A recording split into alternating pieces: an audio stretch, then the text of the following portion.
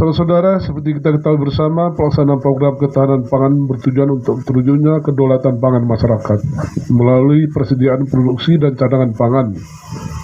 keterjangkauan konsumsi pangan dan gizi, serta keamanan pangan berbasis ketersediaan bahan baku, sumber daya, dan kearifan lokal. Saudara-saudara, secara umum, ketahanan pangan adalah kemampuan untuk mencukupi pangan dan keterjaminan tiap individu untuk memperoleh pangan,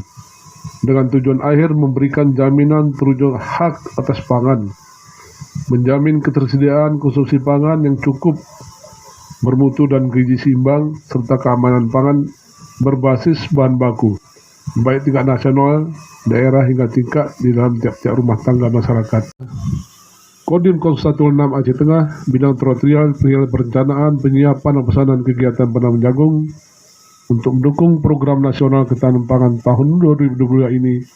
dapat berjalan dengan baik dan sukses dan lancar.